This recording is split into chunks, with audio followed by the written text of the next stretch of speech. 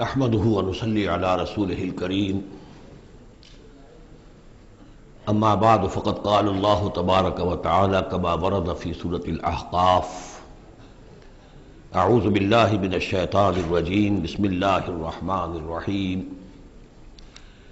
وإذا حشر الناس كانوا لهم أعداء وكانوا بعبادتهم كافرين صدق الله العظيم۔ ذکر ہو رہا تھا اس سورہ مبارکہ کی پچھلی آیات میں کہ ان سے بڑھ کر زیادہ گمراہ کون ہوگا جو اللہ کے سوا ایسی ہستیوں کو پکار رہے ہیں جو نہ ان کی دعا سنتے ہیں نہ دعاؤں کو قبول کر سکتے ہیں قیامت تک، بلکہ وہ ان کی دعاؤں سے غافل ہیں، انہیں معلوم ہی نہیں ہے۔ وَإِذَا حُشِرَ النَّاسُ جب لوگوں کو جمع کیا جائے گا كَانُوا لَهُمْ أَعْدَاءً وہ ان کے دشمن بن جائیں گے کہ تم نے ہمیں شرمسار کیا، ہماری شرمندگی کا تم سبب بن گئے، تم نے ہمیں اللہ کا مد مقابل بنا دیا۔ جیسے کہ حضور صلی اللہ علیہ وسلم نے ایک صحابی کو ٹوک دیا، وہ اپنے کسی گفتگو کے انداز میں، اور ظاہر بات ہے کہ ان کی نیت تو وہ نہیں تھی کہ حضور کو اللہ کے برابر کر دیں، لیکن الفاظ ایسے ان کی زبان سے نکلے ما شاء اللہ و ما شئت، جو اللہ چاہے اور آپ چاہیں، اسی پر ٹوک دیا حضور نے اجعلتنی للہ ندن، کیا تم نے مجھے اللہ کا مد مقابل بنا دیا ہے؟ مشیت صرف اللہ کی ہے۔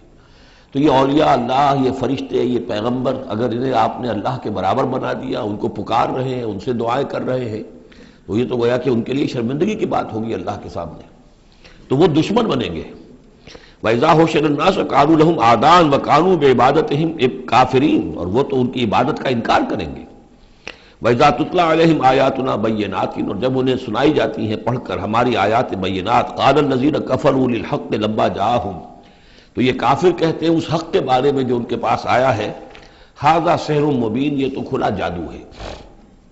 ام یقولون افتراہ کیا کہ اسے گھڑ لیا ہے، یعنی محمد صلی اللہ علیہ وسلم نے یہ قرآن خود تصنیف کیا ہے۔ قُلْ إِنِ افْتَرَيْتُهُ فَلَا تَمْلِكُونَ لِي مِنَ اللَّهِ شَيْئًا اے نبی ان سے کہہ دیجئے کہ اگر میں نے یہ گھڑ کر اللہ کی طرف منسوب کیا ہوتا تو تم مجھے اللہ کے پکڑ سے کچھ بھی نہیں بچا سکتے۔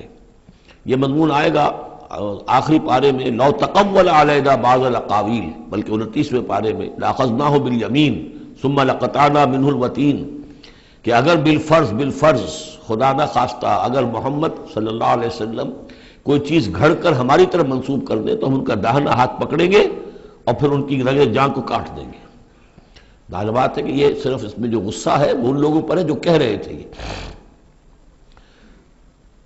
هو عالم بما تفیضون فیہ اللہ تعالیٰ خوب جانتا ہے جن چیزوں میں تم لگے ہوئے، جو کچھ تم کہہ رہے ہو، جو تمہارا ظاہری قول ہے اس کو بھی جانتا ہے، اور جو تمہارے دل میں چھپا ہوا اسے بھی جانتا ہے۔ کفا بہ شہیدا بینی و بینکم اور وہ کافی ہے بطور گواہ میرے اور تمہارے مابین، وہ جانتا ہے کہ میں اس کا رسول ہوں، اس نے میرے پاس وحی بھیجی ہے۔ وہو الغفور الرحیم اور وہ بخشنے والا ہے، رحم فرمانے والا۔ قل ما کنت بدعا من الرسل اے نبی ان سے یہ بھی کہیے کہ میں کوئی نیا نویلا رسول تو نہیں ہوں، کوئی پہلا رسول ہی تو نہیں ہوں میں کہ مجھ سے پہلے کوئی رسول آئے نہ ہوں۔ بہت سے رسول آئے ہیں، ہاں میں آخری رسول ضرور ہوں، لیکن میں کوئی نیا سا رسول تو نہیں ہوں کہ کوئی ایک نئی بات ہو بالکل۔ بدعا اسی سے وہ بدعت کا لفظ بنا ہے ہمارے ہاں، جو چیز دین میں نہیں ہے اور لا کر اس کو آغاز کر دیا جائے تو در حقیقت وہ بدعت ہے۔ تو ما کنت بدعا من الرسول، جیسے کہ ہم سورہ آل عمران میں پڑھ آئے ہیں وما محمد الا رسول قد خلت من قبلہ الرسل۔ اسی طریقہ سے عیسیٰ ابن مریم کے بارے میں آیا ہے علیہ الصلوۃ والسلام کہ عیسیٰ ابن مریم کیا ہے؟ رسول، اور ان سے پہلے بہت سے رسول گزرے ہیں۔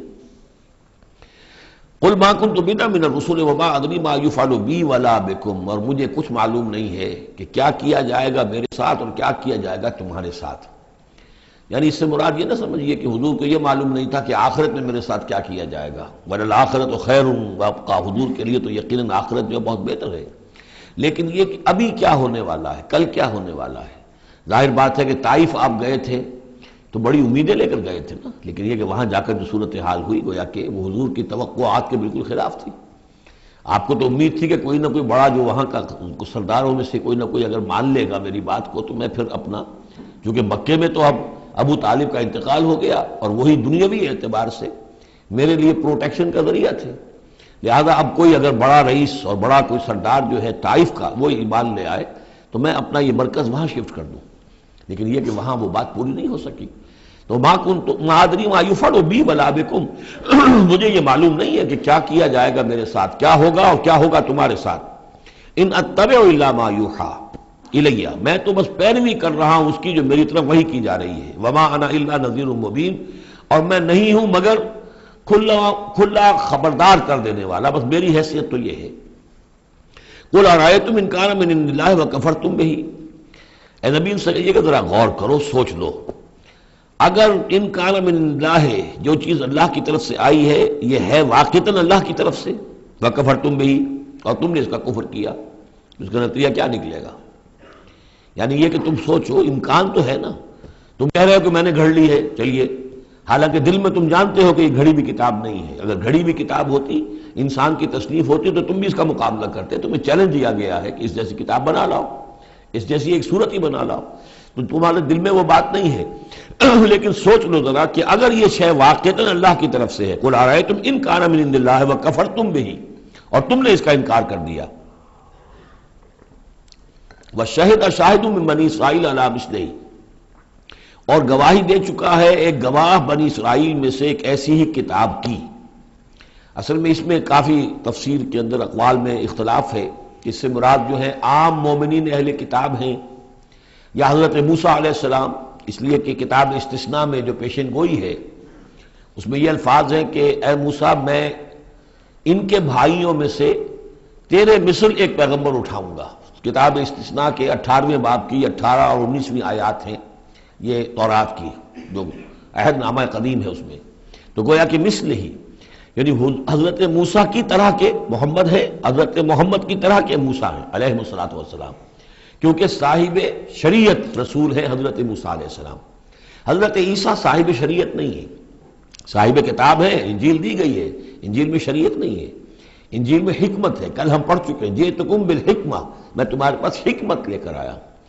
شریعت، قانون، یہ در حقیقت تورات میں تھی، حضرت موسیٰ علیہ السلام کو دی گئی، اور یا پھر محمد الرسول اللہ صلی اللہ علیہ وسلم کو قرآن دیا گیا اور یہ آخری اور کامل شریعت دی گئی. فآمنوا واستکبرتم، تو وہ تو ایمان لے آئے اور تم استکبار کر رہے ہو. یعنی یہود میں سے تو بہت سے علماء ایسے بھی تھے، بہت زیادہ نہیں لیکن تھے. عبداللہ ابن سلام رضی اللہ تعالیٰ عنہ بہت اہم ان کے علماء میں سے تھے، وہ ایمان لائے ہیں. تو وہ تو ایمان لے آئے، فاستکبرتم، اور تم استکبار میں اور گھمنڈ میں پڑے ہوئے ہو. ان اللہ لا یہدی القوم الظالمین، اللہ ظالموں کو ہدایت نہیں دیتا. وقال الذین کفروا للذین آمنوا لو کان خیرا ما سبقونا الیہ، اور کہا ان لوگوں نے جنہوں نے کفر کی روش اختیار کی ان لوگوں کے بارے میں جو ایمان لائے، کیونکہ ان میں سے زیادہ تر جو حضور کے آس پاس ہوتے تھے، اس لیے کہ بہرحال ان میں بڑے بڑے لوگ بھی تھے جو ایمان لائے تھے حضور پر. حضرت عثمان ابن عفان بھی تھے، بڑے گھرانے کے فرد تھے. عبد الرحمن ابن عوف بھی تھے، وہ بھی کوئی غرباء اور فقراء میں سے تو نہیں تھے. طلحہ اور زبیر بھی تھے، تو وہ بھی بڑے اونچے خاندانوں سے تھے. لیکن یہ کہ عام طور پر حضور کے آس پاس جو ہوتے تھے یہ لوگ اپنے اپنے کاموں کے اندر بھی مصروف ہوتے تھے، لیکن جو غرباء تھے وہ حضور کے ارد گرد زیادہ موجود رہتے تھے. اور یہ بات بار بار آ چکی ہے حضرت نوح کے بیان میں بھی اور پھر حضور کے بارے میں بھی کہ اے محمد تمہارے گرد تو ہم بیٹھے ہوتے ہیں ہمارے کمی کاری لوگ، بڑے گھٹیا لوگ، ہمارے پست طبقات کے لوگ جو ہیں، کوئی غلام ہے ہمارا، کوئی اور یہاں پہ محنت مزدوری کرنے والا ہے، تو ہمارے شایان شان نہیں ہے کہ ہم آپ کے پاس آ کر بیٹھیں. یعنی ذرا ان کو اپنے سے دور کرو. جس پر کہ اللہ تعالیٰ نے کئی مرتبہ یہ فرمایا کہ اے نبی آپ ان کی بات پر نہ جائیے، اور کہیں ان اہل ایمان کو کہ جو صبح و شام اللہ کو پکارتے ہیں اور اللہ کی رضا جوئی میں لگے ہوئے ہیں، ان کو کہیں آپ اپنے سے دور نہ کر دیں. اگر ایسا آپ کریں گے تو یہ ظلم ہو جائے گا. لیکن بہرحال ان کا کہنا یہ تھا کہ اگر یہ لوگ جو ہیں، اگر واقعتاً یہ خیر ہوتا، لو کانا خیرن ما سبقونا، اگر یہ واقعتاً خیر ہوتا قرآن اور یہ دین، تو یہ لوگ جو ہیں یہ اس پر سبقت نہ کرتے ہم سے. بڑے ہم ہیں، سمجھدار ہم ہیں، دانشور ہم ہیں، ایلیٹ آف دی سوسائٹی ہم ہیں، تو ہم نے تو پیش قدمی کی نہیں ہے، لیکن یہ لوگ پیش قدمی کر رہے ہیں، تو اس کا مطلب ہے کہ یہ بات بھی گھٹیا ہی ہے جو تم پیش کر رہے ہو، جس کو گھٹیا قسم کے لوگ قبول کر رہے ہیں. یہ طنز ہے اس میں چھپا ہوا.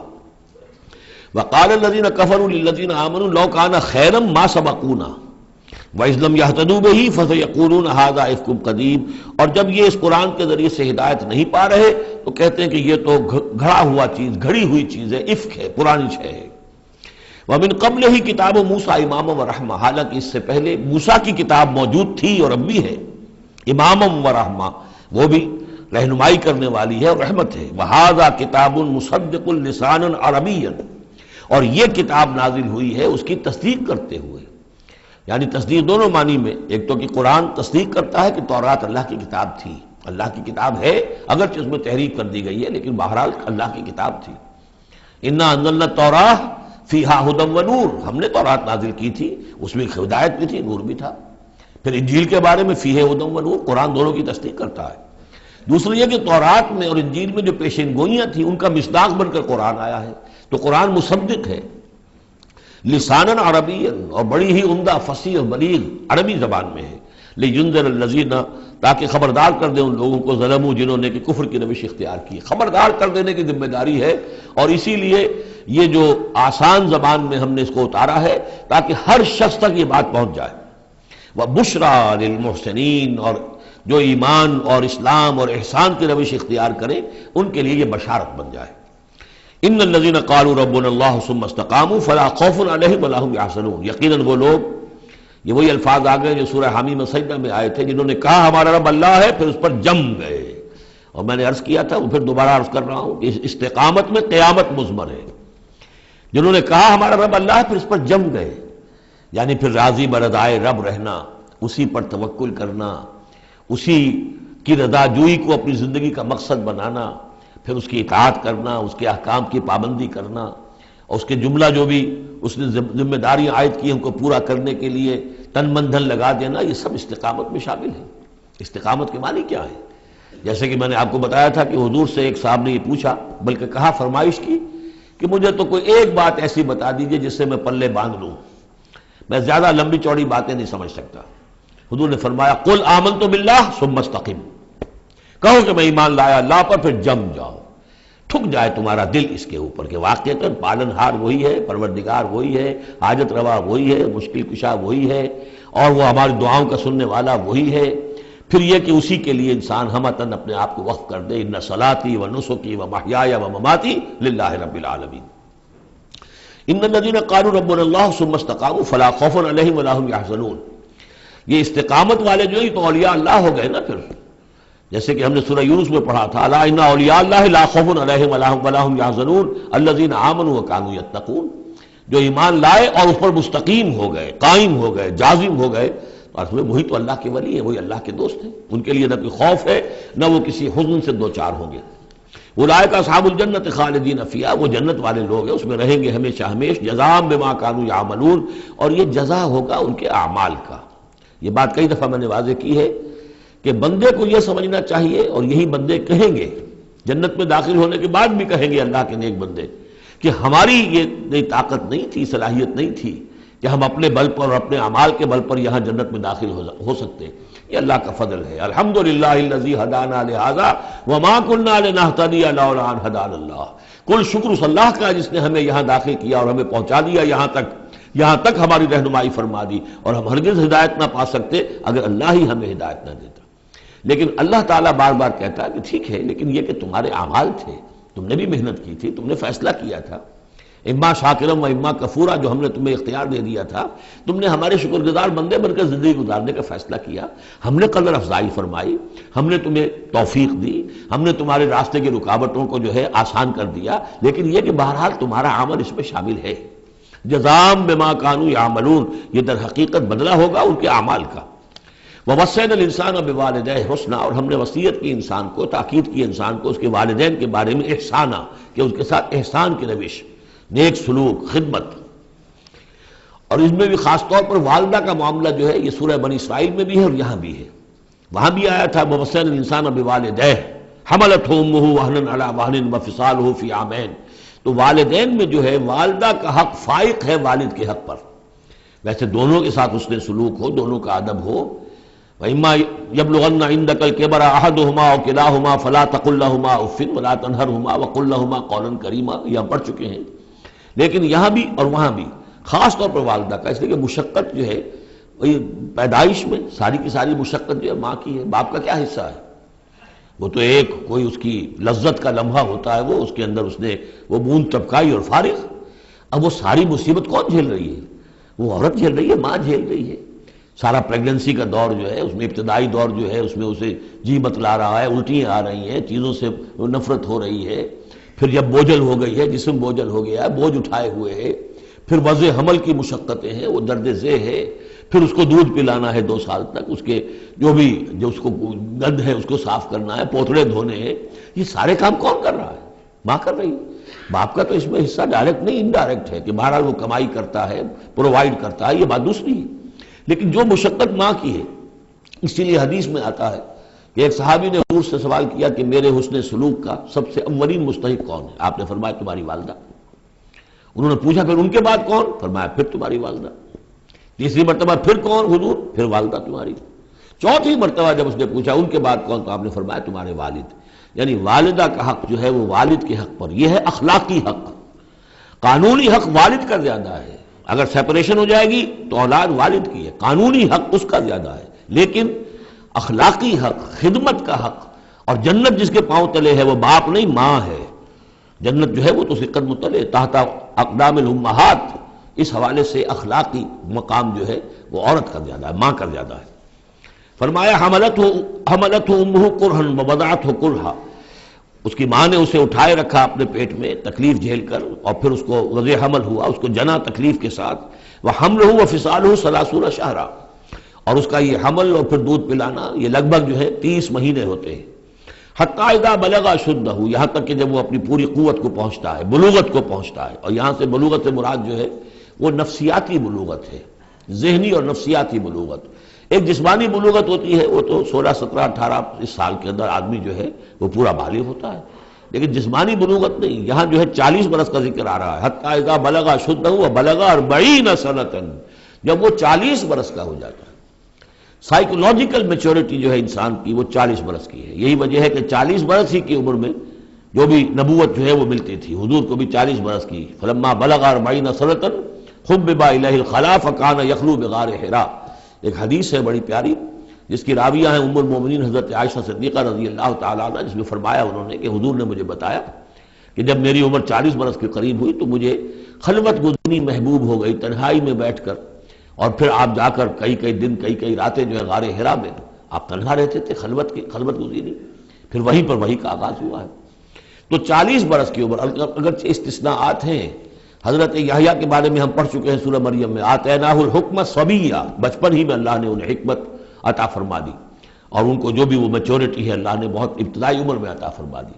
حضرت عیسیٰ کا معاملہ بھی ایسا ہی ہے، لیکن عام قاعدہ و قانون وہی ہے 40 برس کا۔ حتیٰ اذا بلغ اشدہ وبلغ 40 سنۃ قال رب اوزعنی ان اشکر نعمتک التی انعمت علی وعلی والدی، تو وہ کہتا ہے کہ میرے پروردگار مجھے اس کی میری قسمت یہ بنا دے، یہ میرا نصیب فرما دے، مجھے اس کی توفیق دے کہ میں شکر ادا کر سکوں تیرے انعامات کا جو مجھ پر ہوئے اور میرے والدین پر ہوئے، وان اعمل صالحا ترضاہ، اور یہ کہ میں ایسے عمل کروں اچھے جو تجھے پسند آئیں، جنہیں تو پسند کرے، واصلح لی فی ذریتی، اور پھر یہ کہ میرے لیے میری اولاد کے لیے بھی، اولاد میں بھی میرے لیے بہتری پیدا کر دے۔ ایک تو یہ ہوتا ہے کہ اصلح لی ذریتی، میری اولاد کو کی اصلاح کر دے، انہیں صالح بنا دے، لیکن یہاں پہ انداز جو ہے ذرا دیکھیے، اصلح لی فی ذریتی، اس لیے کہ اولاد صالح ہوگی تو اس کا فائدہ مجھے بھی پہنچے گا، اس لیے کہ اگر اولاد جو ہے وہ صالح ہے اور نیک ہے تو اس سے یقیناً انسان جو ہے وہ دعائیں کریں گے، استغفار کریں گے، اور ان کے جو اعمال صالحہ ہیں، چونکہ باپ نے کوئی تربیت اچھی دی تھی تو ان کے اعمال صالحہ سے بھی اس کے اپنے حساب کے اندر بھی ادراج ہوتا رہے گا نیکیوں کا۔ تو اصلح لی فی ذریتی، میری ذریت میں، میری نسل میں میرے لیے اصلاح فرما دے، یعنی ان کی اصلاح فرما جس سے کہ خود مجھے بھی فائدہ پہنچے۔ اسی بالکل یہی مفہوم ہے کہ جو ہم نے سورہ الفرقان میں پڑھا ہے، وَجْعَلْنَا لِلْمُتَّقِينَ إِمَامًا، مراد یہ کہ ہماری اولاد کو متقی بنا، تاکہ ان کی جو ہم از خود ان کے آگے چلنے والے ہیں، ان کے امام ہیں، وہ ہمارے فالوورز ہیں، ہمارے پیچھے چلنے والے ہیں، اور قیامت میں ایسا ہوگا حشر میں آدمی اٹھیں گے اور ان کے پیچھے ان کی نسلیں چلی آ رہی ہیں، تو ہمارے پیچھے آنے والے ہیں وہ نیک ہوں، متقی ہوں۔ وَاصْلِحْ لِي فِي ذُرِّيَّتِي إِنِّي تُبْتُ إِلَيْكَ، میں تیری جناب میں توبہ کرتا ہوں، رجوع کرتا ہوں، وَإِنِّي مِنَ الْمُسْلِمِينَ، اور یقیناً میں تیرے فرما برداروں میں سے ہوں۔ اولئک الذین نتقبل عنہم احسن ما عملوا، یہ وہ لوگ ہیں جن سے ہم ان کے بہترین اعمال قبول فرمائیں گے، ونتجاوز عن سیئاتہم، اور اگر کوئی خطائیں ہوں گی، کوئی چیز ان کے اندر کمزوری کا پہلو بھی ہوگا ہم اس سے درگزر فرمائیں گے۔ فی اصحاب الجنہ، اور پھر یہ اصحاب الجنہ میں ہوں گے، جنت والوں میں شامل ہو جائیں گے۔ وعد الصدق الذی کانوا یوعدون، یہ سچا وعدہ ہے جس کا کہ ان سے وعدہ کیا جاتا تھا۔ اب اس کے برعکس سے کردار ہے، یہ تو یہ کہ ایک صالح بیٹا ہے، اور وہ جب اپنی پوری میچورٹی کو پہنچا ہے اور بلوغ کو پہنچا ہے نفسیاتی اور ذہنی اعتبار سے، تو اس کا طرز عمل تو یہ ہے جو آگے ہے، رب اوزعنی ان اشکر نعمتک التی انعمت علی وعلی والدی وان اعمل صالحا ترضاہ واصلح لی فی ذریتی۔ ایک دوسرا برعکس کردار ہے، والذی قال لوالدیہ اف لکما اتعداننی ان اخرج وقد خلت القرون من قبلی، اور وہ شخص جو اپنے والدین سے کہتا ہے، والدین مسلمان ہیں لیکن بیٹا آوارہ ہو گیا ہے یا ذہنی طور پر جو ہے وہ گمراہ ہو گیا ہے، وہ نہ آخرت کو مان رہا ہے نہ اللہ کو مان رہا ہے، کسی اور رخ پہ جا رہا ہے، تو وہ اپنے والدین سے کہتا ہے اف لکما، میں بڑا بیزار ہوں آپ سے، یہ کیا آپ لوگوں نے ڈھکوسلے تراش رکھے ہیں، یہ کیا آخرت واخرت کی آپ مجھے دھمکی دیتے رہتے ہیں، اتعداننی، کیا آپ مجھے اس بات سے ڈراتے ہیں، وعدہ دیتے ہیں، دھمکاتے ہیں، ان اخرجا، کہ مجھے نکالا جائے گا، دوبارہ زندہ کیا جائے گا، وقد خلت القرون من قبلی، مجھ سے پہلے نہ معلوم کتنی نسلیں بیت چکی ہیں، ہزارہا لوگ نسل بعد نسل ختم ہو چکے ہیں، تو میں تو ان باتوں کو ماننے والا نہیں ہوں، یہ آپ کے ڈھکوسلے ہیں، یہ پرانی باتیں ہیں، دقیانوسی باتیں ہیں۔ وہما یستغیثان اللہ ویلک آمن، اور وہ دونوں ماں باپ جو ہے بیچارے وہ نیک، وہ دعائی دے رہے ہیں اللہ کی کہ اللہ کے بندے، ویلک، تباہی ہو تیری، خرابی ہو تیری، آمن، ایمان لا، مان ان باتوں کو، ان وعد اللہ حق، یقیناً اللہ کا وعدہ سچا ہے۔ فیقول ما ھذا الا اساطیر الاولین، وہ کہتا ہے نہیں نہیں نہیں، میں نہیں مانتا، نہیں یہ تو نقلیں ہیں، پرانی کہانیاں ہیں جو پچھلوں سے نقل ہوتی چلی آ رہی ہیں۔ اولئک الذین حق علیہم القول، یہ وہ لوگ ہیں کہ جو جن پر اللہ کی بات سچی ہو گئی، یعنی مستحق ہو گئے اللہ کے کلمہ عذاب کے، فی امم قد خلت من قبلہم، اور انہی قوموں کے اندر وہ بھی پھر شامل کر دیے جائیں گے جو ان سے پہلے گزر چکی ہیں، من الجن والانس، جنات میں سے بھی اور انسانوں میں سے بھی، انہم کانوا خاسرین، یقیناً وہی لوگ ہیں خسارے والے، برباد ہونے والے۔ وَلِكُلٍّ دَرَجَاتٌ مِّمَّا عَمِلُوا، اور سب کے لیے درجے اور مقامات معین ہوں گے ان کے اعمال کے اعتبار سے۔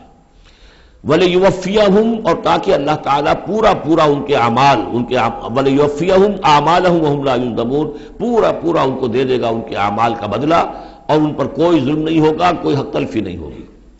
وَيَوْمَ يُعْرَضُ الَّذِينَ كَفَرُوا عَلَى النَّارِ، اور جس دن کہ یہ کافر پیش کیے جائیں گے آگ پر، اور اس وقت ان سے کہا جائے گا اذهبتم طیباتکم فی حیاتکم الدنیا واستمتعتم بها، دیکھو بھائی تم نے اپنے جو مزے لینے تھے، لوٹنے تھے، عیش کرنے تھے، وہ تم دنیا کی زندگی میں کر چکے ہو، تم نے وہاں حرام خوریاں کی، حلال اور حرام کی تمیز کو ختم کیا، تم نے وہاں عیش کیے، اذهبتم طیباتکم، اپنی مزے کی چیزیں جو ہے وہ تم لے جا چکے، فی حیاتکم الدنیا، تم اپنی دنیا کی زندگی میں، واستمتعتم بها، اور اس سے تم نے بہت فائدہ اٹھا لیا۔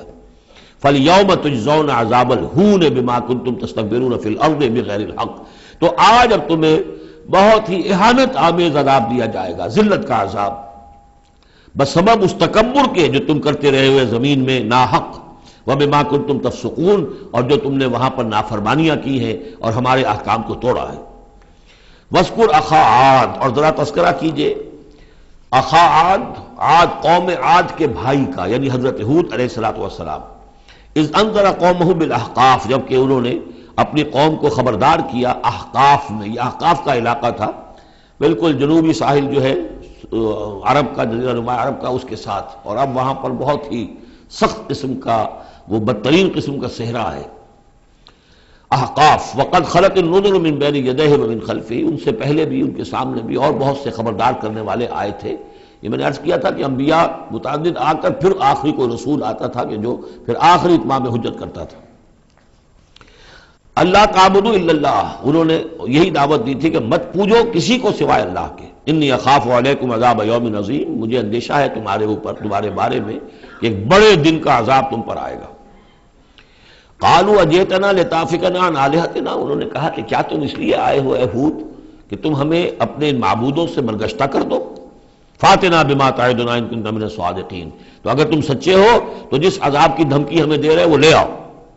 قال انما العلم عند اللہ، انہوں نے کہا کہ اس کا علم تو اللہ کے پاس ہے، کل علم اللہ کے پاس ہے، وہ عذاب آئے گا، کب آئے گا، کس صورت میں آئے گا، میں نہیں جانتا، وہ اللہ جانتا ہے۔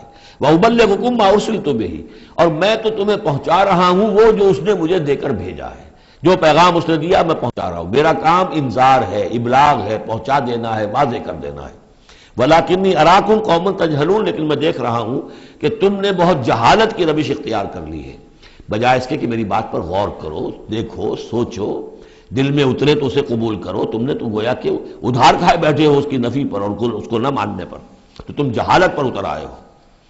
فَلَمَّا رَأَوْهُ عَارِضًا مُسْتَقْبِلَ أَوْدِيَتِهِمْ، تو عذاب الہی جب آیا، اس کے آثار جب آئے تو وہ ایک ایسی صورت میں تھے کہ جو ہے کہ بادل آ رہے ہیں۔ تو جب دیکھا انہوں نے اس کو، یعنی عذاب کو، رعو ہو، یہ وہ عذاب کے لیے ضمیر ہے، عارضاً کہ اس کو ہم نے ایک ابر کی صورت میں بھیجا، مستقبل اودیتہم، جو ان کی وادیوں کی طرف چلا آ رہا تھا، سامنے آ رہا تھا۔ قالوا هذا عارض ممطرنا، ان کو یہ تو بادل آ گئے، ابر ہے، اب بارش ہوگی، جل تھل ہو جائیں گے، مطر آ رہی ہے۔ بل هو ما استعجلتم به، نہیں، یہ تو وہ شے جس کی تم نے جلدی مچائی تھی کہ لے آؤ عذاب اگر لا سکتے ہو۔ ریح فیہا عذاب علیم، وہ ایک جھکڑ تھا جس کے بارے میں آئے گا سورۃ الحاقہ میں کہ سخر علیہم سبع لیال و ثمانیۃ ایام، 7 رات اور 8 دن مسلسل وہ جھکڑ چلا ہے۔ ریح فیہا عذاب علیم، وہ جھکڑ ہے جس میں بہت بڑا عذاب ہے۔ تدمر کل شیء بامر ربھا، وہ ہر شے کو اپنے رب کے حکم سے اٹھا کر پٹکتی تھی، وہ ہوا جو ہے اٹھاتی تھی اور پٹکتی تھی۔ تدمر، جیسے کسی درخت کی جڑ سے اکھاڑا جائے پھر پھینک دیا جائے۔ اور وہ چونکہ تھے بھی بڑے طویل القامت لوگ، تو بڑے بڑے ستونوں کی طرح پھر پڑے تھے، کاجاد النخل خاویہ، جیسے کہ وہ کھجوروں کے تنے پڑے ہوئے ہوں زمین کے اوپر۔ تدبر کل شیء بامر ربھا فاصبحوا لا یری الا مساکنہم، پھر وہ ایسے ہو گئے کہ اب کچھ نظر نہیں آ رہا تھا سوائے ان کے مسکنوں کے، ان کے گھر نظر آ رہے ہیں، ان کی حویلیاں، ان کی بلڈنگیں، لیکن وہاں اس میں بسنے والا اب کوئی نظر نہیں آ رہا۔ کذالک نجزی القوم المجرمین، اسی طرح ہم بدلہ دیا کرتے ہیں مجرموں کی قوم کو۔ وَلَقَدْ مَكَّنَّاهُمْ فِي مَاءٍ مَّكَّنَّاكُمْ فِيهِ، اب یہاں قریش سے، مکے والوں سے خطاب ہو رہا ہے۔ ان کو ہم نے جو تمکن عطا کیا تھا زمین میں، جو مال و اسباب دیا تھا، جو طاقت دی تھی، فِي مَاءٍ مَّكَّنَّاكُمْ فِيهِ، اس میں اتنا تمکن تمہیں ہم نے نہیں دیا، اتنی طاقت تمہارے پاس نہیں ہے۔ ان کی تہذیب، جیسا کہ میں عرض کر چکا ہوں، وہ شداد کا جو شہر تھا، اب اس کے جو ہے باقیات وہ نظر آ چکے ہیں سیٹلائٹس کے ذریعے سے کہ زمین کے نیچے جو ہے بہت گہرے وہ موجود ہیں، جو ان کے اوپر عذاب آیا اور اس کے اوپر، لیکن وہ دبے ہوئے موجود ہیں۔ اس کے بڑے بڑے جو ہے ستون جو بنائے تھے انہوں نے، غالباً 30 بڑے بڑے ان کی فصیل کے ساتھ جو ہے پلرز ہیں جن کو گن لیا گیا ہے، اب وہ موجود ہیں۔ یہ ساری نشانیاں اب ایک ایک کر کے ظاہر ہوں گی۔ وَلَقَدْ مَكَّنَّاهُمْ فِي مَاءٍ مَّكَّنَّاكُمْ فِيهِ، ہم نے وہ چیزیں انہیں دی تھی کہ جو اے قریش تمہیں نہیں دی، ہم نے ان کو، تمہیں وہ تمکن نہیں دیا۔ وَجَعَلْنَا لَهُمْ سَمْعًا وَأَبْصَارًا وَأَفْئِدَةً، ہم نے ان کے لیے بھی، ہم نے انہیں سماعت کان بھی دیے تھے، وَأَبْصَارًا آنکھیں بھی دی تھی، افئدہ بھی دیے تھے، دل اور عقل بھی دی تھی۔ فَمَا أَغْنَىٰ عَنْهُمْ سَمْعُهُمْ وَلَا أَبْصَارُهُمْ وَلَا أَفْئِدَتُهُمْ مِنْ شَيْءٍ، تو کچھ کام نہیں آئے ان کے، نہ تو ان کی سماعت، ان کی بصارت، نہ ان کے دل یا عقلیں، میں کسی شے میں انہیں نہیں بچا سکے۔ اذ کانوا یجحدون بآیات اللہ، جبکہ وہ انکار کرتے رہے اللہ کی آیات کا۔ وحاق بہم ما کانوا بہ یستہزئون، اور ان کو گھیر لیا اور ان پر الٹ پڑی وہی چیزیں جن کا کہ وہ مذاق اڑایا کرتے تھے۔ وَلَقَدْ أَهْلَكْنَا مَا حَوْلَكُم مِّنَ الْقُرَىٰ، اور ہم نے تو ہلاک کیا ہے بہت سی بستیوں کو جو تمہارے ہی ارد گرد آباد تھیں۔ میں وہ نقشہ بنا کے بھی آپ کو دکھا چکا ہوں کہ یہ تمام جو احقاف، یہ گویا کہ مکے کے جنوب مشرق میں تھے۔ سمود کا علاقہ جو ہے مکے کے شمال میں تھا، اسی شمال کے رخ پر جو ہے پھر وہ مدین کا علاقہ، اور پھر یہ کہ ادھر ڈیڈ سی کے ساتھ ساحل پر، اس کے بھی اب حال ہی میں خبر آئی ہے کہ اس کے بھی جو کھنڈرات وغیرہ ہیں وہ بحرۂ ڈیڈ سی جو ہے، بحرۂ مردار، اس کے اندر پانی کے نیچے وہ موجود ہیں۔ ابھی ان کی تلاش ہو گئی ہے، وہ نکل آئے ہیں، مطلب یہ کہ ان معلوم ہو گئے ہیں، انکشاف ہو گیا ہے۔ تو فرمایا وَلَقَدْ أَهْلَكْنَا مَا حَوْلَكُم مِّنَ الْقُرَىٰ، ہم نے بہت سی بستیوں کو، شہروں کو ہلاک کیا جو تمہارے ارد گرد ہی تھی۔ وَصَرَّفْنَا الْآيَاتِ لَعَلَّهُمْ يَرْجِعُونَ، اور اسی طرح ہم نے پھیر پھیر کر ان کو یہ آیات اپنی سنائی ہے تاکہ وہ رجوع کریں، پلٹیں، لوٹیں۔ فَلَوْلَا نَصَرَهُمُ الَّذِينَ اتَّخَذُوا مِن دُونِ اللَّهِ قُرْبَانًا آلِهَةً، تو کیوں نہ مدد کی ان ہستیوں نے جنہیں انہوں نے اللہ کے سوا سمجھا تھا کہ یہ معبود ہیں جو اللہ کی طرف، ہم اللہ سے ہمیں قریب کر دیں گے، ہمیں تقرب الی اللہ کا ہمارا ہمیں جو ہے وہ درجے حاصل کر دیں گے، اس کا ذریعہ بن جائیں گے۔ بل ضلوا عنہم، جب وہ عذاب کا وقت آیا وہ سب گم ہو گئے، ہوا ہو گئے، خواب تھا، جو کچھ کو دیکھا جو سنا افسانہ تھا۔ وذالک افکہم، یہ تو اصل میں ان کی من گھڑت باتیں تھیں، ان میں حقیقت تو تھی ہی نہیں۔ وما کانوا یفترون، اور جو کچھ بھی افطرا وہ کر رہے تھے وہ تھا۔ وَإِذْ صَرَفْنَا، اب وہ واقعہ آ رہا ہے جس کا میں نے آج شروع میں تذکرہ کیا تھا۔ اور حضور صلی اللہ علیہ وسلم، اور یہ واقعہ جو ہے جبکہ حضور گئے تھے طائف، اور طائف سے جب واپس آ رہے تھے تو آپ نے نخلہ، ایک مقام ہے وادی نخلہ، اس میں چند دن قیام کیا مکے جانے سے پہلے۔ اور چونکہ دل گرفتہ تو بہت تھی جب آپ طائف سے واپس آئے ہیں، طائف میں جو کچھ بیتی تھی وہ آپ کو معلوم ہے۔ بہرحال وہاں آپ فجر کے وقت ایک روز نماز فجر کی پڑھ رہے تھے اور قرآن مجید پڑھ رہے تھے، اس میں قرآن الفجر ہم پڑھ آئے ہیں، اور فجر کی نماز میں طویل قرات ہوتی ہے۔ تو ایک امام ایک مقتدی، امام تھے حضور صلی اللہ علیہ وسلم، اور مقتدی تھے حضرت زید بن حارثہ، آپ کے منہ بولے بیٹے، آپ کے آزاد شدہ غلام۔ اس وقت یہ ہے کہ وہاں سے گزر ہوا کچھ جنوں کی ایک جماعت کا، اور وہ ٹھہر گئے، ٹھٹک کر کھڑے ہوئے، اور وہ سنتے رہے قرآن، حضور پڑھ رہے ہیں وہ سن رہے ہیں۔ تو اس پر وہ ایمان لائے، اور پھر جا کر اپنی قوم میں انہوں نے فوراً تبلیغ شروع کر دی۔ تو یہ بات ہمارے لیے بڑی عبرت کی بات ہے کہ جنات کی ایک جماعت نے ایک ہی دفعہ قرآن سنا، ایمان بھی لے آئے اور فوراً مبلغ بن گئے اس کے۔ لیکن ہم جو ہے سنتے ہیں اور ایک کان سے سن کر دوسرے کان سے نکال دیتے ہیں، ہماری زندگی میں کوئی تبدیلی نہیں آتی۔ تو بڑا قابل غور ہے یہ مقام قرآن مجید کا۔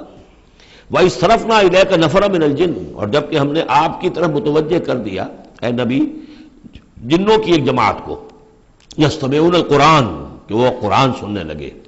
فلما حضروہ، جب وہاں وہ پہنچے، قالوا انصتوا، انہوں نے کہا چپ ہو جاؤ، خاموش رہو، سنو، توجہ سے سنو۔ اب دیکھیے جو بات قرآن مجید میں آئی ہے وَإِذَا قُرِئَ الْقُرْآنُ فَاسْتَمِعُوا لَهُ وَأَنصِتُوا، معلوم ہوتا ہے کہ یہ وہ ان جنات میں سے تھے کہ جو طبعاً نیک تھے، شریف تھے، اس اعتبار سے ان کے اندر وہ جو مادہ تھا وہ موجود تھا، بلکہ آگے چل کر معلوم ہوگا کہ وہ حضرت موسیٰ علیہ السلام کے ماننے والے تھے، ان پر گویا کہ وہ اہل کتاب جنات تھے۔ تو انہوں نے جب سنا تو بڑی توجہ کے ساتھ جو ہے وہ سننے لگے، اور کہا خاموش ہو جاؤ، سنو توجہ سے۔ فلما قضی، تو جب وہ آپ کی قرات ختم ہو گئی، وَلَّوْا إِلَىٰ قَوْمِهِمْ مُنذِرِينَ، تو فوراً اپنی قوم کی طرف پلٹے انہیں خبردار کرنے کے لیے۔ اور کیا کہا انہوں نے؟ قالوا یا قومنا انا سمعنا کتابا انزل من بعد موسیٰ، معلوم ہوا موسیٰ کے ماننے والے تھے۔ اے ہماری قوم کے لوگوں، ہم نے سنا ہے، ہم نے کتاب سنی ہے جو نازل ہوئی ہے اب موسیٰ کے بعد۔ کتاب جو نازل ہوئی ہے موسیٰ کے بعد وہ قرآن ہی ہے، اگرچہ ہم مانن کہہ دیتے ہیں عرفاً، وہ انجیل کو بھی کتاب، لیکن کتاب کا لفظ میں نے بارہا آپ کو بتایا ہے کہ شریعت کے لیے آتا ہے، کتاب قوانین کے لیے آتا ہے۔ کتب علیکم کتب علیکم کتب علیکم، نماز بھی ہے کتابا موقوتا، عدت کے لیے آیا حتیٰ یبلغ الکتاب اجلہ، تو شریعت کے احکام کے لیے جو ہے وہ اصل میں یہ لفظ خاص ہے۔ تو تورات چونکہ شریعت کی حامل تھی، اور قرآن پھر شریعت دوسری جو آئی ہے موسیٰ کی شریعت کے بعد وہ شریعت محمد ہے صلی اللہ علیہ وسلم۔ ورنہ ظاہر بات ہے کہ ان کے علم میں ہوگا کہ حضرت عیسیٰ بھی آئے اور وہ ایک کتاب تو لائے، لیکن یہ کہ اس میں شریعت نہیں۔ قالوا یا قومنا انا سمعنا کتابا انزل من بعد موسیٰ مصدقا لما بین یدیہ، اور یہ تصدیق کرتے ہوئے آئی ہے اس کی جو اس کے سامنے موجود ہے، یعنی تورات، یہدی الی الحق، اور یہ رہنمائی کر رہی ہے حق کی طرف، الی طریق مستقیم، اور ایسے راستے کی طرف جو بالکل سیدھا ہے۔ صراط مستقیم، صراط بھی راستہ، طریق بھی راستہ، سبیل بھی راستہ، سواء السبیل سیدھا راستہ، صراط مستقیم سیدھا راستہ، طریق مستقیم۔ یا قومنا اجیبوا داعی اللہ، اے ہماری قوم کے لوگوں، اللہ کی طرف پکارنے والے کی پکار پر لبیک کہو، مانو، ایمان لاؤ۔ وآمنوا بہ یغفر لکم من ذنوبکم، تو ان پر ایمان لاؤ تاکہ اللہ تعالیٰ جو ہے تمہارے گناہوں کو بخش دے، وَيُجِرْكُم مِّنْ عَذَابٍ عَلِيمٍ، اور تمہیں بچا دے عذاب علیم سے، دردناک عذاب سے۔ وَمَن لَّا يُجِبْ دَاعِيَ اللَّهِ فَلَيْسَ بِمُعْجِزٍ فِي الْأَرْضِ، اور جو نہیں لبیک کہتا اللہ کی طرف پکارنے والے کی پکار پر، تو وہ پھر فَلَيْسَ بِمُعْجِزٍ، وہ اللہ تعالیٰ کو ہرا نہیں سکے گا، شکست نہیں دے سکے گا زمین میں۔ وَلَيْسَ لَهُ مِن دُونِهِ أَوْلِيَاء، اور نہیں ہوں گے اس کے لیے کوئی ایسے اس کے رفیق اور اس کے پشت پناہ اور مددگار جو اسے اللہ کی پکڑ سے بچا سکے۔ أُولَٰئِكَ فِي ضَلَالٍ مُّبِينٍ، یہ لوگ تو گویا کہ کھلی گمراہی کے اندر ہوں گے۔ اب یہ بات جو ہے جیسا کہ میں نے اس کے قابل غور ہے ہمارے لیے۔ اب ظاہر بات ہے کہ داعی جب تک نبوت کا سلسلہ جاری تھا وہ اللہ کے نبی ہوتے تھے۔ اب حضور کے بعد اب دائی جو ہوں گے وہ امت میں سے ہوں گے. کوئی اٹھے گا اللہ کا بندہ، پھر دین کی دعوت دے گا، پھر قرآن کی طرف بلائے گا، پھر لوگوں سے کہے گا کہ آؤ چلو اس راستے پر چلو، اللہ کے دین کا راستہ یہ ہے. اقامت دین کی جد و جہد میں لگو، اس کے لیے اپنے تن بندھن لگاؤ. ان صلاتی و نسکی و محیایا و مماتی للہ رب العالمین. اب نبی تو کوئی نہیں آئے گا سوائے ان کے جو دجال ہیں، جھوٹے نبی ہیں جنہوں نے دعوے کیے ہیں، وہ تو چھوڑ دیجیے ان کو. لیکن نبی نہیں آنے والا، نبوت کا دروازہ بند ہو چکا. لیکن دعوت اللہ کا دروازہ بند نہیں ہوا ہے، اس کا سلسلہ بند نہیں ہوا، بلکہ اب تو اس امت کے ذمے بحیثیت مجموعی کو ذمہ داری لگا دی گئی. وَكَذَلِكَ جَعَلْنَاكُمْ أُمَّةً وَسَطًا لِتَكُونُوا شُهَدَاءَ عَلَى النَّاسِ وَيَكُونَ الرَّسُولُ عَلَيْكُمْ شَهِيدًا. تمہارے ذمے ہے. كُنتُمْ خَيْرَ أُمَّةٍ أُخْرِجَتْ لِلنَّاسِ تَأْمُرُونَ بِالْمَعْرُوفِ وَتَنْهَوْنَ عَنِ الْمُنكَرِ وَتُؤْمِنُونَ بِاللَّهِ. أَوَلَمْ يَرَوْا أَنَّ اللَّهَ الَّذِي خَلَقَ السَّمَاوَاتِ وَالْأَرْضَ وَلَمْ يَعْيَ بِخَلْقِهِنَّ. کیا انہوں نے دیکھا نہیں، غور نہیں کیا؟ وہ اللہ جس نے آسمانوں اور زمین کی تخلیق فرمائی اور وہ تھکا نہیں، ہارا نہیں اس سے، ان کی تخلیق سے. یعنی جیسے کہ سورہ قاف میں ہم پڑھیں گے افعینا بالخلق الاول، کیا ہم عاجز آ گئے ایک دفعہ بنانے کے بعد؟ ہماری ساری جو بھی کریٹو ایکٹیویٹی تھی اور کریٹو پوٹینشیل ہمارا ختم ہو گیا، ایگزاسٹ ہو گیا، ہم دوبارہ نہیں بنا سکتے تمہیں. تو لم یا بخلقہن، وہ عاجز نہیں آ گیا ان کی تخلیق سے. اب اس کی جو خلاقی کی قوت ہے وہ ختم نہیں ہو گئی ہے. بقادر علی ان یحیی الموتى، تو کیا وہ قادر نہیں ہوگا اس پر کہ مردوں کو زندہ کر دے؟ بلا، کیوں نہیں، انہ علی کل شیء قدیر، یقیناً وہ ہر چیز پر قادر ہے. وَيَوْمَ يُعْرَضُ الَّذِينَ كَفَرُوا عَلَى النَّارِ، اور جس روز کے پیش کیے جائیں گے یہ کافر آگ پر. أَلَيْسَ هَذَا بِالْحَقِّ، اس وقت سوال کیا جائے گا یہ ہے حق، یہ حقیقت ہے یا نہیں؟ تم ڈھکوسلا کہتے تھے، تم کہتے تھے کہ ایسی ہمیں دھونس دی جا رہی ہے، کوئی جہنم وغیرہ نہیں، کوئی حساب کتاب نہیں، کوئی جزا و سزا نہیں، کوئی باس بعد الموت نہیں. أَلَيْسَ هَذَا بِالْحَقِّ، کیا یہ حقیقت نہیں ہے؟ قالوا بلا وربنا، وہ کہیں گے کیوں نہیں، ہمارے پروردگار تیری قسم یہ حق ہے. قال فذوقوا العذاب بما كنتم تکفرون، تو اللہ فرمائے گا اب چکھو اس عذاب کا مزہ اپنے اس کفر کی پاداش میں جو تم کرتے رہے. فاصبر، اب آخری بات حضور سے، فاصبر کما صبر اولو العزم من الرسل. اے محمد صلی اللہ علیہ وسلم آپ بھی صبر کیجئے جیسے کہ ہمارے اولو العزم رسول آپ سے پہلے صبر کرتے رہے. یہ اولو العزم من الرسل عام طور پر خیال ہے کہ 5 ہیں، بعض حضرات 7 شمار کرتے ہیں، حضرت ہود حضرت صالح کو بھی شامل کرتے ہیں، لیکن 5 پر چونکہ اسی سلسلہ سور کی صورت ہے سورہ شورى جس میں 5 کا ذکر ہے.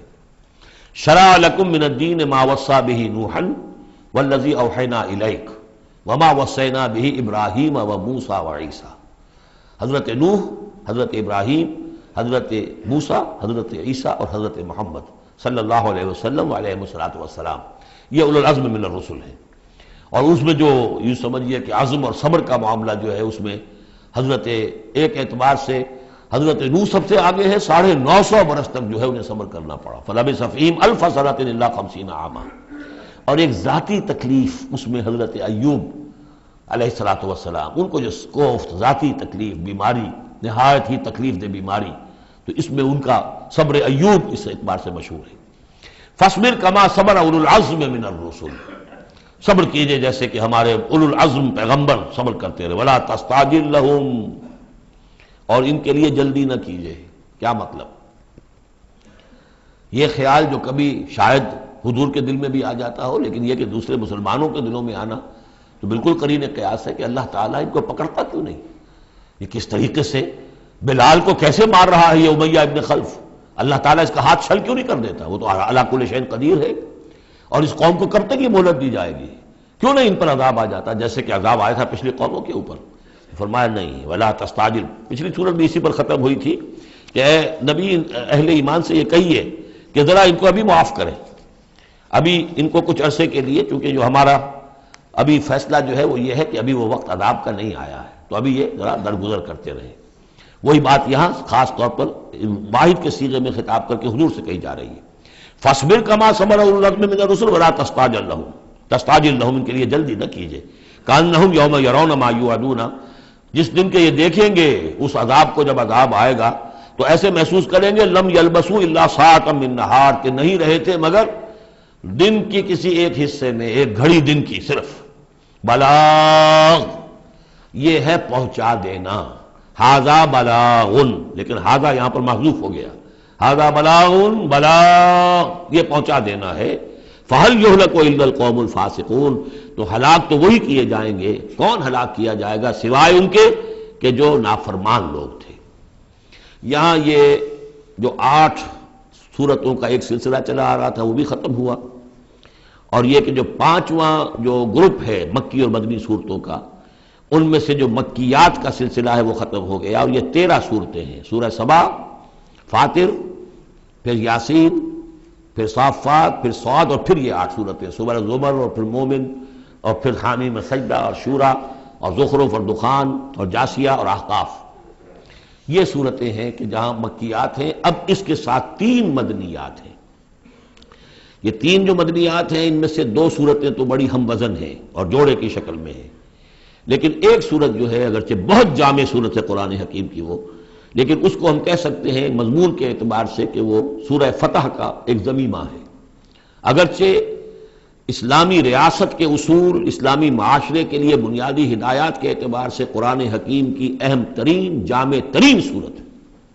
18 آیات میں اللہ تعالیٰ نے یوں سمجھیے کہ سورہ نساء، سورہ مائدہ میں جو اصول دیے ہیں اسلامی معاشرے کے اور اسلامی ریاست کے، ان کا لب لباب اور خلاصہ 18 آیات میں ہے سورہ حجرات کی۔ جہاں تک سورہ محمد صلی اللہ علیہ وسلم کا تعلق ہے، یہ بھی قرآن کی ان صورتوں میں سے ہے کہ جس کے 2 نام ہیں۔ اس کا نام سورہ قتال بھی ہے۔ زمانہ نزول جو ہے یہ غزوہ بدر سے متصلاً قبل نازل ہوئی ہے، یعنی سورہ بقرہ ہی کا ضمیمہ اس کو سمجھنا چاہیے۔ سورہ بقرہ ہے، اکثر وہ آیات جو نازل ہوئی ہیں ہجرت کے بعد سے لے کر اور غزوہ بدر تک، ایک تو ان کا بڑا مجموعہ ہے جو 40 رکوعوں پر مشتمل ہے، وہ تو سورہ بقرہ ہے، لیکن اس کو علیحدہ رکھا گیا ہے، اگرچہ ہے اسی سلسلے کے اندر، اور اس کے علیحدہ رکھنے کا میں بیان کروں گا کہ سبب کیا ہے۔ تو گویا کہ اس کو ایک طرح سے سمجھیے کہ زمانہ نزول کے اعتبار سے یہ سورہ بقرہ کا ضمیمہ ہے، غزوہ بدر سے قبل نازل ہوئی۔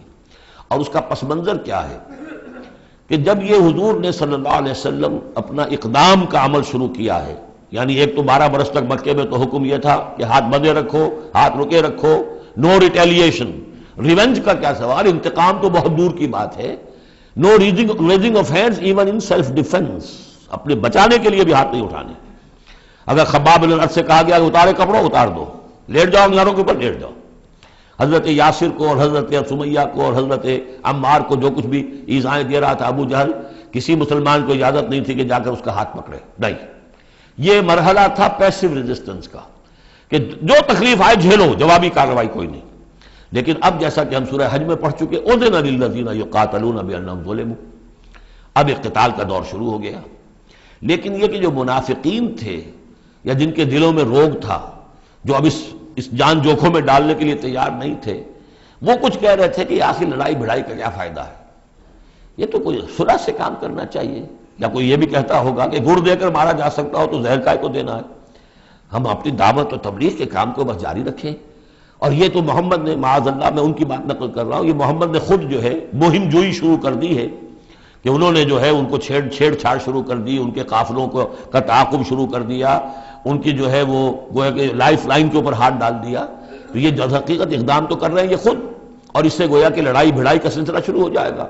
تو ان کے دلوں میں تو تھا روگ نفاق کا کہ وہ چاہتے نہیں تھے کہ ہمارے ایمان کا یہ امتحان ہو جائے کہ ہم سے کہا جائے کہ نکلو اللہ کی راہ میں جان ہتھیلی پر رکھ کر، لیکن وہ جو اس کی آڑ لے رہے تھے وہ کہہ رہے تھے کہ یہ لڑائی بھڑائی اور یہ جو ہے فساد، بلکہ صلح جوئی کے ساتھ معاملہ کرو۔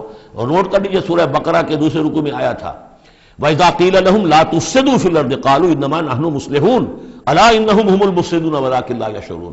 تو گویا کہ اس جو بھی ہو رہی تھی اس وقت ان کی جو ذہن کی کیفیت تھی، اس میں اللہ تعالیٰ کی طرف سے یہ سورہ مبارکہ نازل ہوئی ہے، اور یہ اسلوب کے اعتبار سے پورے قرآن میں منفرد ہے۔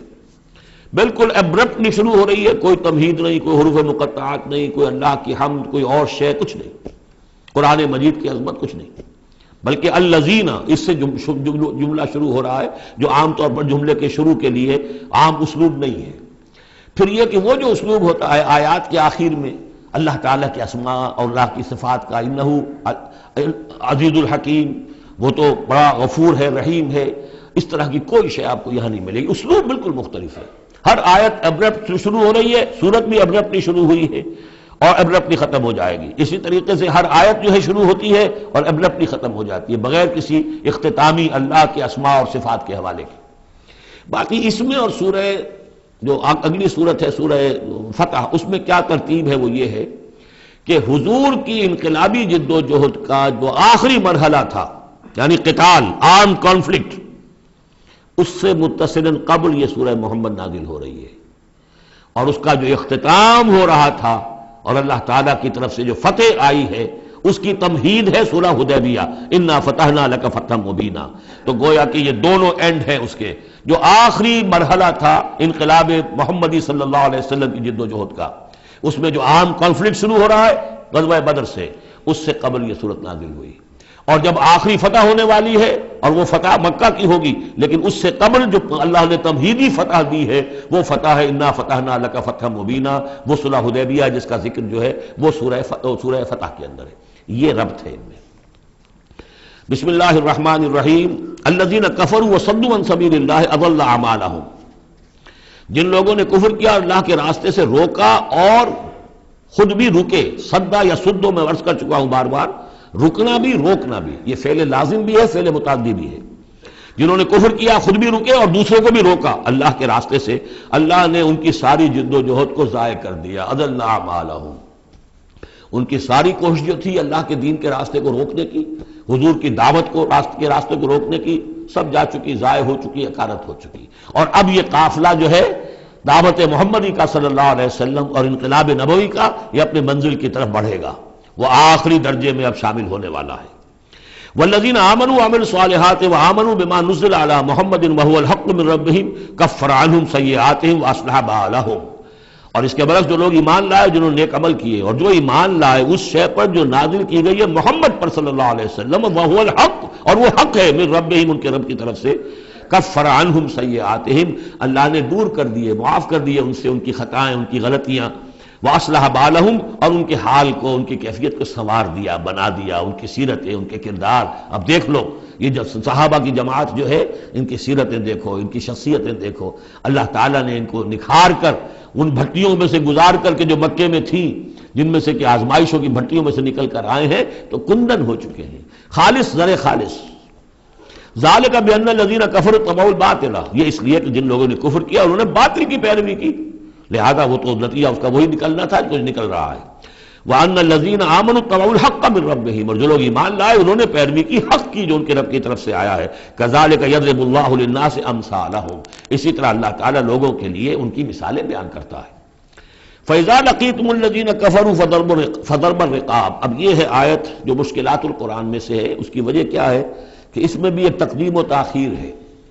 تقدیم و تاخیر کا اصول میں بتا چکا ہوں، قرآن مجید میں ہوتا ہے اس کے آہنگ کی وجہ سے، اور غور کرنا پڑتا ہے کہ اس کی اصل ترتیب کیا ہے، اور اس سے پھر بات واضح ہوتی ہے۔ تو یہ قانون دیا جا رہا ہے، اسی کا حوالہ تھا سورہ انفال میں کہ اگر یہ پہلے سے بات نہ آ گئی ہوتی تو اے مسلمانوں، تم نے جو یہ قیدیوں کو زر فدیہ لے کر چھوڑنے کا فیصلہ کیا ہے، اس پر تم پر بڑی سخت گرفت ہوتی ہے اللہ کی، لیکن چونکہ یہ آیت آ چکی تھی اب وہ اس کی وضاحت میں کر دوں گا آپ کو۔ فَإِذَا لَقِيتُمُ الَّذِينَ كَفَرُوا، تو اے مسلمانوں جب اب تمہاری مٹ بھیڑ ہو کافروں سے، اب جو ہے عام کانفلکٹ شروع ہونا ہے، اب تلوار سے ٹکرائے گی، میدان میں تمہیں آنا پڑے گا، تو اس کا قاعدہ کیا ہے؟ فَضَرْبَ الرِّقَابِ، تو ان کی گردنوں کو مارنا ہے، پہلا کام یہ ہے، ان کی گردنیں مارو، انہیں قتل کرو۔ حَتَّى إِذَا أَسْخَنْتُمُوهُمْ، یہاں تک کہ جب تم ان کو اچھی طریقے سے کچل دو، ان کی طاقت ختم ہو جائے، فَشُدُّ الْوَثَاقَ، پھر تم ان کو قیدی بنا سکتے ہو، پھر باندھو ان کو مضبوطی کے ساتھ۔ فَإِمَّا مَنًّا بَعْدُ وَإِمَّا فِدَاءً حَتَّى تَضَعَ الْحَرْبُ أَوْزَارَهَا، اور پھر چاہے تو انہیں اس کے بعد جو ہے تم چھوڑ سکتے ہو احسان رکھ کر، بغیر فدیہ لیے، اور وَإِمَّا فِدَاءً، یا فدیہ لے کر، حَتَّى تَضَعَ الْحَرْبُ أَوْزَارَهَا، یہاں تک کہ جنگ جو ہے وہ اپنے ہتھیار رکھ دے، ڈال دے۔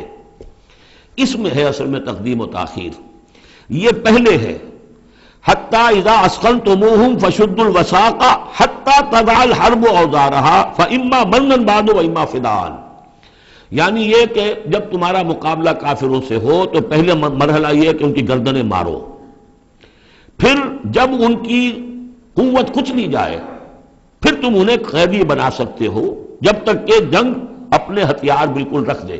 اب اس کو سمجھ لیجئے کہ ایک ہوتی ہے بیٹلز، ایک ہوتی ہے وار۔ بدر جنگ تھی لیکن بیٹل کی نوعیت کی تھی، وار تو 6 سال تک چلنی ہے، battle of Badr, battle of Uhud, battle of Ahzab, battle of Bani Mustaliq, battle نہ معلوم کتنی بیٹلز ہیں۔ یہ 6 سال تک مسلسل جنگ ہے، جس میں کہ تھوڑا سا وقفہ آیا صلح حدیبیہ کی وجہ سے، ورنہ تو جا رہے۔ وار واز کنٹینیوئنگ، وار ابھی ختم نہیں ہوئی ہے، ایک بیٹل ختم ہوئی ہے، ایک مہم ختم ہوئی ہے، ایک لڑائی ختم ہوئی ہے، جنگ تو جاری ہے۔ حتی تضع الحرب اوزارہا، جبکہ وہ جنگ اپنے ہتھیار رکھ دے، یعنی اس درجے وہ دین کا غلبہ ہو جائے کہ اب کوئی ریزسٹنس نہ رہے، تو پھر یہ ہے کہ چاہے تم ان کو چھوڑ دو فدیہ لے کر، اور چاہے تم ان کو ویسے بھی احسان سے بھی چھوڑ دو تو کوئی حرج نہیں، تو احسان کرو بغیر فدیہ لیے بھی چھوڑ دو تو کوئی حرج نہیں۔ لیکن جب تک کہ ابھی مقابلہ چل رہا ہے، اس وقت تک فدیہ لے کر چھوڑ دینے کے معنی کیا ہوئے کہ آپ نے کفر کو تقویت پہنچائی۔ جو آج جنگ کر کے یہاں کرنے کے لیے آئے تھے ان میں سے 70 مارے گئے، اچھا وہ تو کفر کا ایک بازو تو ٹوٹ گیا، لیکن یہ 70 جو تمہاری قید میں آئے تھے اس کو تم نے فدیہ لے کر چھوڑ دیا، تو یہ بازو دوبارہ جا کر تم پر حملے کے لیے تیار ہو جائے گا کہ نہیں؟ لیکن چونکہ یہاں پہ اب اس کا معاملہ ججمنٹ کا، واقعتاً دشمن کی کمر کچلی گئی ہے یا نہیں، یہ ہے ججمنٹ کا معاملہ۔ تو حضور نے اگر یہ سمجھا کہ کمر کچلی گئی ہے تو اس کے اوپر پکڑ نہیں ہو سکتی۔ اجتہاد جو ہے، اجتہاد کا اصول یہ ہے کہ اجتہاد میں مخطی بھی ہو تو اسے اجر ملتا ہے، اور مصیب ہو تو دوہرا اجر ہے۔ چونکہ حضور کے اجتہاد پر یہ تھا تو آپ کو اگر چھوڑ دیا گیا تو اما منن بعد و اما فدان، جب یہ آلٹرنیٹو اس کے اندر موجود ہے اس آیت کے اندر کہ اس کے بعد پھر چاہو تو تم بغیر کوئی فدیہ لیے ہوئے احسان دھر کر چھوڑ دو، اور چاہے فدیہ لے کر چھوڑ دو، تو حضور نے اس کو استعمال کیا ہے۔ اگرچہ اللہ تعالیٰ کے نزدیک ابھی وہ کچھ بھی نہیں گئی تھی کفر کی طاقت، لہذا یہ قبل از وقت ہے جو اجتہاد ہو گیا ہے۔ اسی لیے کہا کہ اگر یہ آیت نازل نہ ہو چکی ہوتی پہلے تو جو کچھ تم نے کیا ہے اللہ تعالیٰ اس پر تمہاری پکڑ سخت کرتا۔ میرا خیال ہے میں وہ آیت بھی آپ کو سنائی دوں، اس لیے کہ یہ بہت مشکل مقامات میں سے ہے، بڑی مشکل سے لوگوں کی سمجھ میں آتی ہے۔ یہ دیکھیے، یہ آیت نمبر 67 سے سنا رہا ہوں۔ ما کان لنبی ان یکون لہ اسرا حتی یسخن فی الارض، وہی لفظ جو یہاں آیا ہے حتی اذا اسخنتموہم حتی یسخن فی الارض۔ کسی نبی کے لیے یہ روا نہیں ہے کہ وہ کوئی قیدی بنا لے جب تک کہ زمین میں پوری طریقے سے خونریزی نہ ہو جائے اور کفر کو کچل نہ دیا جائے۔ تریدون عرض الدنیا، تم دنیا کا ساز و سامان چاہتے ہو کہ یہ فدیہ دیں گے رقم آئے گی، واللہ یرید الآخرہ، اللہ کے نگاہوں کے سامنے آخرت ہے۔ اللہ عزیز الحکیم، اللہ عزیز اور حکیم ہے۔ لولا کتاب من اللہ سبقا، اگر یہ اللہ کی طرف سے وہ کتاب پہلے آنا چکی ہوتی، حکم، اب یہ کتاب کے معنی پھر وہی حکم ہے یہاں پر، اللہ کی طرف سے پہلے یہ آیت جو ہے جو اس حکم پر مبنی ہے وہ نازل نہ ہو چکی ہوتی، لمسکم فیما اخذتم عذاب عظیم، تو جو کچھ تم نے لیا ہے اس پر تمہارے اوپر بڑی سخت گرفت ہوتی ہے اللہ کی طرف سے، لیکن چونکہ وہ تھی فَكُلُوا مِمَّا غَنِمْتُمْ حَلَالًا طَيِّبًا، تو جو بھی اب تمہیں غنیمت ملی ہے اسے کھاؤ حلال، اور اس کو حلال اور طیب سمجھتے۔ یہ ہے اس آیت کا مطلب، جب تمہارا مقابلہ ہو دشمنوں سے تو گردنیں مارنا ہے پہلا کام، پھر جب پوری طرح کچل لو، طاقت کچھ نہیں گئی کفر کی، تو پھر قیدی بھی بناؤ، فَشُدُّ الْوَثَاقَ حَتَّى تَضَعَ الْحَرْبُ أَوْزَارَهَا، جب جنگ بالکل ختم ہو جائے اور گویا کہ وہ ہتھیار ڈال دیے جنگ نے، ڈنگ ڈال دیے، اب کوئی طاقت نہیں رہی کفر میں، پھر تم چاہو تو ان کو فدیہ لے کر چھوڑ دو، چاہو تو بغیر فدیہ کے بھی چھوڑ دو، کوئی بات نہیں، اب کوئی خطرہ نہیں، اس لیے کہ انقلاب آ چکا اور مستحکم ہو چکا، اب ان کے کیے کچھ نہیں ہوگا۔ حتی تضع الحرب اوزارہا ذالک ولو یشاء اللہ لانتصر منہم، اللہ چاہتا تو خود ہی ان سے بدلہ لے لیتا، ان کفار سے انتقام لے لیتا، ولکن لیبلو بعضکم ببعض، اللہ تعالیٰ چاہتا تو اس 1000 کے لشکر کو آنے واحد میں ختم کر دیتا، لیکن اللہ نے تمہیں موقع دیا، تمہاری آزمائش کی، تمہارے صبر کا امتحان لیا، لیکن اللہ تعالیٰ امتحان لیتا ہے، جانچتا ہے بعض کو بعض کے ذریعے سے، وہ 1000 کے لشکر کے ذریعے سے ان 313 کے استقامت کی، ایمان اور استقامت جو ہے اس کی آزمائش ہو گئی۔ والذین قتلوا فی سبیل اللہ فلن یضل اعمالہم، اور جو لوگ اللہ کی راہ میں قتل ہو گئے تو اللہ تعالیٰ ان کے اعمال کو ضائع کرنے والا نہیں ہے، ان کے سارے اعمال کا بھرپور اجر انہیں مل جائے گا۔ سیہدیہم ویصلح بالہم، اللہ تعالیٰ ان کو راہ دے گا، پہنچا دے گا، جنت تک پہنچا دے گا، اور ان کے جو معاملہ ہوگا وہاں پہ ان کے احوال بہت اعلیٰ ہوں گے، بہت عمدہ ہوں گے۔ وَيُدْخِلُهُمُ الْجَنَّةَ عَرَّفَهَا لَهُمْ، اور داخل کرے گا انہیں اس باغات میں جو پہلے ہی انہیں پہچنوا دی ہے، بتا دیا ہے کہ اس جنت میں کیا کچھ ہوگا، وہ تو ہم بتا چکے ہیں قرآن کے اندر، اس جنت میں داخل کرے گا۔ یا ایھا الذین آمنوا ان تنصروا اللہ ینصرکم ویثبت اقدامکم، اہل ایمان اگر تم اللہ کی مدد کرو گے تو اللہ تمہاری مدد کرے گا اور تمہارے قدموں کو جما دے گا. یہ بہت اہم قانون ہے اللہ کا. تم اللہ کی مدد کرو گے تو اللہ مدد کرے گا. تم اللہ کے دشمنوں سے پینگے بڑھاؤ، دوستیاں کرو، ان کی وفاداریوں کے دم بھرو، انہیں اپنا سرپرست سمجھو، انہیں اپنا حمایتی اور مددگار سمجھو، اور ساتھ ہی دعا کرو تو دعائے قنوت نازلہ چاہے سال بھر کرتے رہو گے، اللہ نہیں سنے گا تمہاری دعا. ڈھاکہ گیا، مشرقی پاکستان گیا، بدترین شکست آ گئی، قنوت نازلہ مکے میں بھی اور مدینے میں بھی پڑھے جا رہے تھے اور پورے پاکستان میں پڑھے جا رہے تھے، اللہ نے نہیں سنی. تمہاری دوستیاں کس سے؟ اللہ سے تو ہے نہیں. اللہ کے خلاف تو اعلان جنگ ہے. تمہاری ساری معیشت سود پر چل رہی ہے. تم نے اللہ کے باغیوں کو دوست بنایا ہوا، انہیں اپنا سرپرست سمجھتے ہو، انہی کی مدد پر تمہارا جو ہے سارا سہارا بھروسہ ہے. آ رہا تھا کوئی جہاز چل کر امریکہ کا، وہ تو نہیں آیا، تو اللہ کیوں سنے گا تمہاری بات؟ ان تنصروا اللہ ینصرکم ویثبت اقدامکم، اگر تم اللہ کی مدد کرو گے، تم اس کے اگر مخلص ہو، فرما بردار ہو، اس کے دین کا جھنڈا لے کر کھڑے ہو گئے ہو، تن من دھن اس کے لیے لگانے کو تیار ہو، اللہ مدد کرے گا اور تمہارے قدم جما دے گا. والذین کفروا فتعسا لهم، اور وہ لوگ جنہوں نے کفر کیا ہے ان کے لیے تو پھر ہے ان کو گویا کہ رد کر دینا، راندہ درگاہ کر دیے جائیں گے، وہ کھائیں ٹھوکریں. وعد اللہ اعمالہم، اللہ نے ان کے تمام اعمال کو، جد و جہد کو، کوششوں کو بالکل گمراہ کر دیا، یعنی ختم ہو گئی وہ، اور ان کا حاصل کچھ نہ ہوا. ذالک بانہم کرہوا ما انزل اللہ فاحبط اعمالہم، اس کی وجہ کیا ہے کہ انہوں نے وہ چیز ناپسند کی جو اللہ نے نازل کی. فاحبط اعمالہم، اللہ نے ان کے تمام نیک اعمال بھی ضائع کر دیے. یعنی آخر ان میں ایسے بھی تھے کفار میں سے جو غریبوں کو کھانا کھلا دیتے تھے، جو حاجیوں کی خدمت کرتے تھے اور سمجھتے تھے بڑی نیکی کا کام ہم کر رہے ہیں. یہ سورہ توبہ میں ہم پڑھ آئے ہیں، اجعلتم سقایۃ الحاج وعمارۃ المسجد الحرام، ان چیزوں کو تم نے بہت بڑی نیکیاں سمجھ رکھا ہے. لیکن یہ کہ اگر تم نے اللہ کے نازل کیے ہوئے قرآن کو ناپسند کیا ہے تو اللہ نے تمہاری ساری اعمال جو ہے حبط کر دیے. افلم یسیروا فی الارض فینظروا کیف کان عاقبۃ الذین من قبلہم، تو کیا یہ زمین میں گھومے پھرے نہیں کہ یہ دیکھتے کہ کیا انجام ہوا ان لوگوں کا جو ان سے پہلے تھے. دمر اللہ علیہم، اللہ تعالیٰ نے ان پر ہلاکت کو مسلط کر دیا. وللکافرین امثالھا، اور ان کافروں کے لیے بھی ایسے ہی انجام آئیں گے. ذالک بان اللہ مولا الذین آمنوا وان الکافرین لا مولا لہم، اور یہ اس لیے کہ اللہ تو مولا ہے، رفیق ہے، پشت پناہ ہے، مددگار ہے اہل ایمان کا، اور یہ کہ کافروں کا کوئی مولا ہے ہی نہیں. یہ اصل میں یہیں سے حضور نے پھر وہ نعرہ اخذ کیا تھا جب غزوہ احد میں، جب وقتی طور پر مسلمانوں کی شکست ہو گئی اور حضور بھی اور صحابہ بھی پھر پہاڑ کے اوپر چڑھ گئے احد پر، اور اس کے بعد پھر جو دامن میں کھڑے ہوئے تھے جو کفار کے اس وقت کے سربراہ تھے، اس میں ابو سفیان تھے اور خالد بن ولید جو بعد میں دونوں ایمان لے آئے صحابہ میں سے ہیں. تو اس وقت یہ ہے کہ ابو سفیان نے نعرہ لگایا تھا لنا عزا ولا عزا لکم، ہمارے لیے عزا جیسی دیوی ہے، اس نے ہماری مدد کی ہے، تمہارے لیے تو عزا ہے ہی نہیں. تو حضور نے کہا تھا مسلمانوں سے جواب دو اللہ مولانا ولا مولا لکم، اللہ ہمارا مولا ہے، تمہارا کوئی مولا نہیں. اس نے کہا تھا اعلی حبل، لیکن یہ کہ اس کے جواب میں کہا گیا اللہ اکبر، اللہ سب سے اعلیٰ بھی ہے، بڑا بھی ہے. تو یہ جو نعرہ ہے کہ اللہ مولانا ولا مولا لکم ذالک بان اللہ مولا الذین آمنوا وان الکافرین لا مولا لہم، ان اللہ یدخل الذین آمنوا وعملوا الصالحات جنات تجری من تحتها الانہار، یقیناً اللہ تعالیٰ داخل کرے گا ان لوگوں کو جو ایمان لائے، جن نے نیک عمل کیے، ان باغات میں جن کے دامن میں ندیاں بہتی ہوں گی. والذین کفروا یتمتعون ویاکلون کما تاکل الانعام، اور وہ لوگ جو کفر کر رہے ہیں وہ کھا پی رہے ہیں، عیش اڑا رہے ہیں دنیا میں، کھا رہے ہیں جیسے کہ حیوانات بھی کھاتے ہیں. والنار مثوی لکم، لیکن یہ کہ بالآخر ان کا ٹھکانہ جو ہے وہ آگ ہے. وَكَأَيٍّ مِّن قَرْيَةٍ هِيَ أَشَدُّ قُوَّةً مِّن قَرْيَتِكَ الَّتِي أَخْرَجَتْكَ، اور اے نبی کتنی ہی بستیاں ایسی گزری ہیں کہ جو اس بستی سے کہیں زیادہ قوت میں تھیں جس نے آپ کو نکلنے پر مجبور کیا ہے. مکے سے بڑے بڑے شہر تھے، اس سے بڑی اس کی جو ہے قوتیں تھیں، بڑی طاقتور قومیں وہاں رہتی تھیں.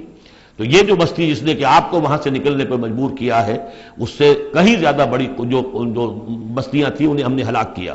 اہلکناہم فلا ناصر لہم، ان کو ہم نے ہلاک کر دیا اور ان کا کوئی مددگار نہ ہوا.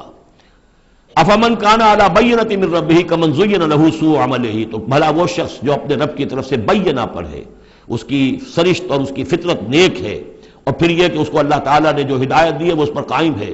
کمن زین لہ سوء عملہ، کیا وہ اس جیسا ہو جائے گا کہ جس کے اعمال اس کے لیے مزین کر دیے گئے ہیں، برے اعمال اس کے، لیکن اسے محسوس ہوتا ہے کہ بڑے شاندار میرے اعمال ہیں، میری تہذیب طریقتکم المثلی، تمہارا کلچر بہت اعلیٰ کلچر، مثالی کلچر، واتبعوا اہواءہم، اور انہوں نے پیروی کی ہے اپنی خواہشات کی۔ ان دونوں میں ظاہر بات ہے کوئی مساوات نہیں ہو سکتی۔ وہ جو اللہ کی طرف سے بینہ پر ہے وہ کامیاب ہونے والے ہیں، اور یہ لوگ جو اپنی خواہشات کی پیروی کر رہے ہیں ناکام ہونے والے ہیں۔ بارک اللہ لی ولکم فی القرآن العظیم ونفعنی وإیاکم بالآیات والذکر الحکیم۔